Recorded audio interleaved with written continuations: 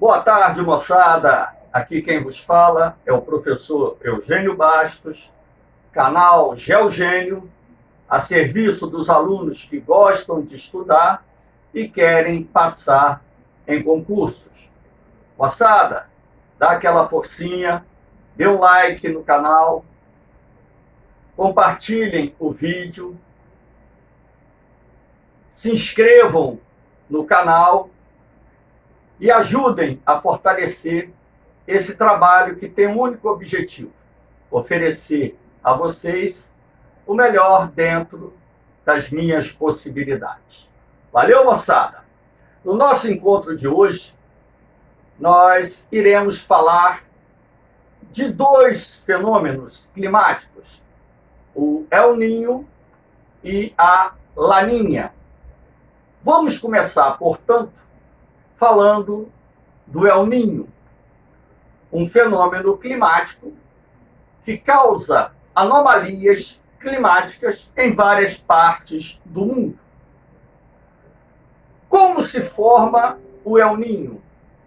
O El Niño se forma a partir do aquecimento anormal das águas do Oceano Pacífico Oriental, que banha a costa ocidental da América do Sul, como vocês podem observar pela tonalidade vermelha que acompanha a zona equatorial oriental do Oceano Pacífico.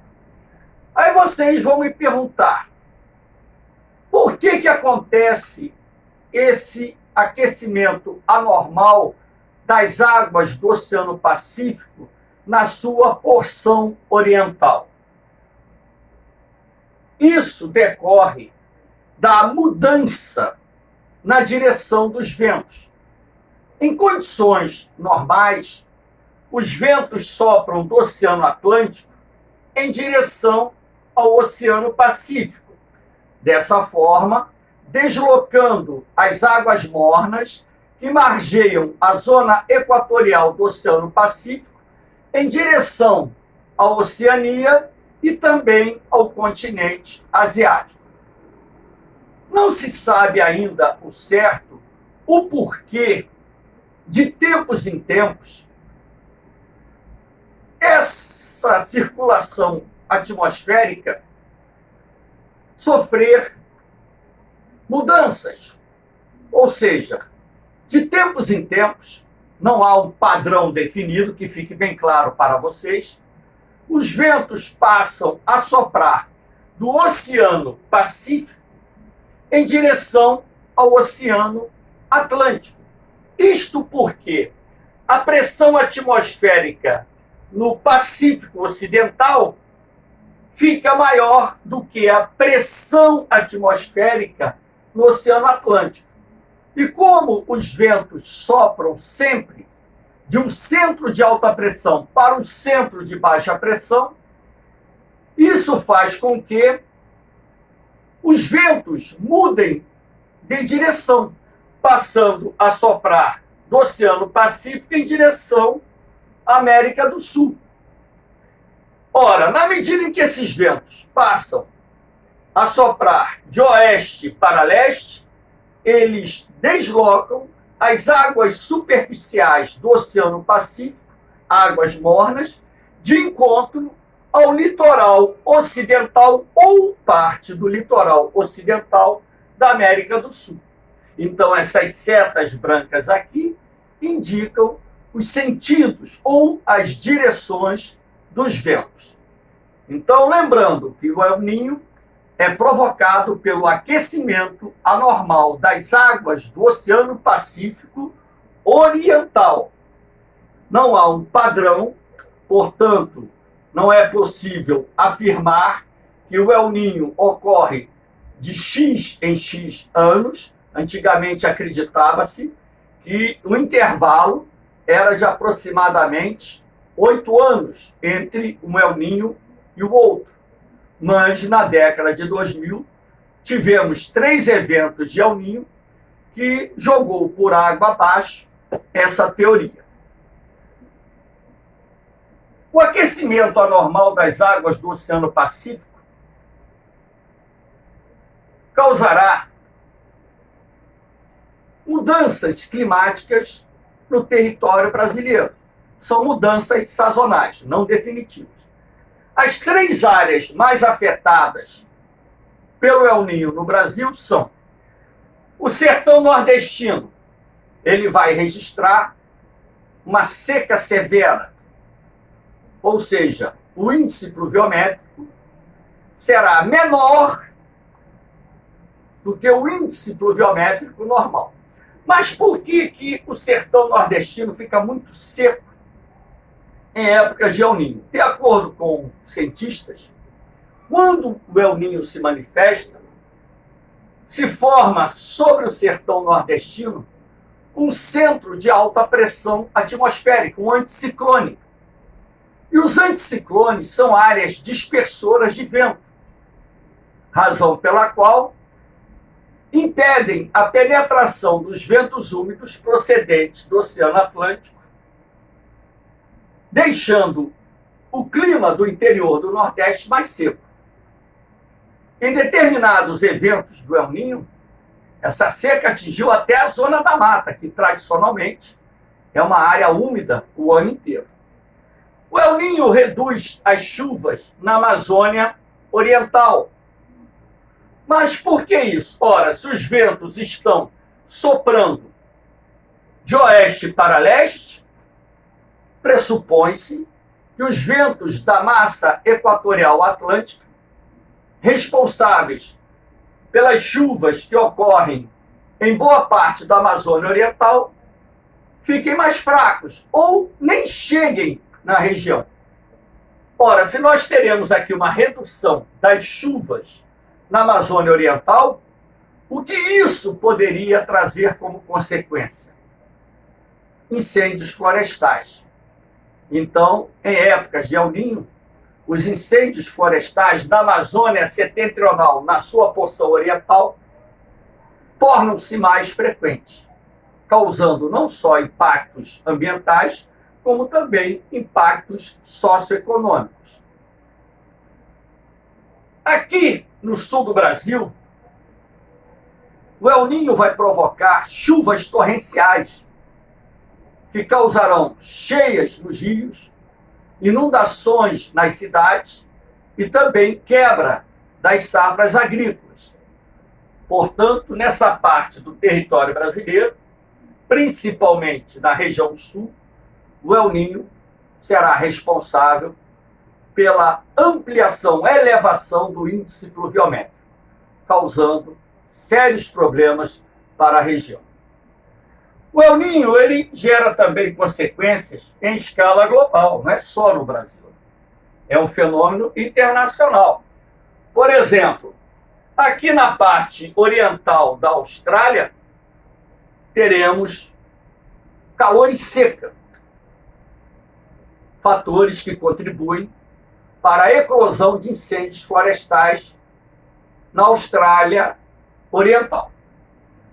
Aqui, no nordeste da China, os verões são mais quentes, assim como lá no Alasca. No Alasca, por exemplo, em época de El Niño, você tem um derretimento mais acentuado das geleiras que se encontram naquele estado norte-americano. O El Niño também ele vai provocar seca na porção oriental da África do Sul e aqui no chifre da África, na porção oriental do continente africano, numa área que nós chamamos de chifre da África, onde se encontra um país chamado Somália. Então, essas secas vão quebrar safras agrícolas e causar graves prejuízos aos produtores rurais. O El Niño, ele causa, aqui nas encostas da Cordilheira dos Andes, voltadas para o Oceano Pacífico, chuvas torrenciais, que, por sua vez, provocarão deslizamentos de encostas, inundações de cidades e, além dos prejuízos materiais, também causa muita morte que é uma outra consequência. No Nordeste da América do Norte, mais precisamente no Nordeste dos Estados Unidos e Sudeste do Canadá, o El Niño ele eleva a temperatura, então o clima ali fica mais quente. São algumas das consequências que esse fenômeno gera em escala planetária. Agora, essas consequências variam de acordo com as estações do ano. Então, não são consequências que se estenderão por todo o ano, ok? Professor, mas por que esse fenômeno se chama El Niño? Porque os colonizadores espanhóis que ocuparam a Colômbia, o Peru, perceberam que de tempos em tempos ocorria naquela região eventos climáticos que geravam grandes inundações. E o início desses eventos coincidia com o mês de dezembro, o mês de nascimento de Jesus Cristo. Daí o termo El Niño, o menino. Aqui nós temos o fenômeno da laninha. Antigamente os cientistas não afirmavam que havia o fenômeno da laninha. Havia muita oposição à tese da laninha. Todavia, com o avanço dos estudos, houve um consenso que, de fato, ocorre um fenômeno oposto ao fenômeno do El Niño, que é chamado de laninha, a menina. Nesse caso, como vocês podem observar as setas, a pressão atmosférica fica mais alta no Oceano Atlântico e mais baixa no Pacífico Ocidental, razão pela qual teremos a intensificação dos ventos que migram do Atlântico em direção ao Oceano Pacífico. Esses ventos vão deslocar as águas mornas do Oceano Pacífico na sua região equatorial em direção ao sul e sudeste do continente asiático. Na medida em que as águas mornas vão sendo deslocadas para o oeste, as águas geladas da corrente fria de Humboldt emergem e chegam até a zona equatorial oriental do Oceano Pacífico. Se o El Niño, portanto, é causado pelo aquecimento anormal das águas do Oceano Pacífico oriental na zona equatorial, a laninha é o oposto. A laninha nada mais é do que o resfriamento anormal das águas do Oceano Pacífico na sua porção equatorial. Ok? Assim como o El Niño, a laninha gera consequências. Vamos ver aqui. Em território brasileiro, a laninha aumenta a incidência de chuvas na região Nordeste, tanto na zona da mata como no agreste, assim como no sertão nordestino. Por quê? Se os ventos que sopram do Atlântico para o Pacífico se intensificam, pressupõe-se de imediato que essas correntes de ar levarão maior umidade para o interior do Nordeste, razão pela qual, por ocasião da laninha, nós temos uma elevação do índice pluviométrico na região. Aqui na Amazônia Oriental, nós temos chuvas acima da média, pelo mesmo motivo. Se os ventos do Atlântico se intensificam, é fácil concluir que a massa equatorial atlântica deslocará maior umidade para a Amazônia Oriental, razão pela qual a região vai registrar o aumento do índice pluviométrico. Porém, aqui no sul do Brasil, normalmente, a laninha gera verões quentes e secos, o que é ruim para os produtores rurais, porque aí nós temos enormes prejuízos, não só para os agricultores, assim como para os pecuaristas. Porém, é bom lembrar que não existe um padrão 100% correto. Por que eu estou dizendo isso? Porque agora, no final de 2020, início de 2021, nós temos um evento de laninha. E as chuvas, até o momento, estão acontecendo no sul do Brasil, quebrando assim essa ideia de que toda vez que ocorre o evento da Laninha, o sul do Brasil fica muito seco e muito quente. São sazonalidades climáticas. Como o fenômeno gera essa sazonalidade, aquilo que eu disse ainda há pouco, não existe um padrão definido. E sim se apura padrões medianos para se determinar as consequências do fenômeno. A Laninha também provoca consequências em outras partes do mundo. Por exemplo, aqui na parte branca, frio. Repare, na costa oeste da América do Norte, em épocas de Laninha, o inverno é mais frio. Assim como é na costa nordeste do continente asiático. Verão seco aqui, ó, no sul do Brasil e também no sudeste da Austrália. Você vai ter verões mais secos na zona subtropical.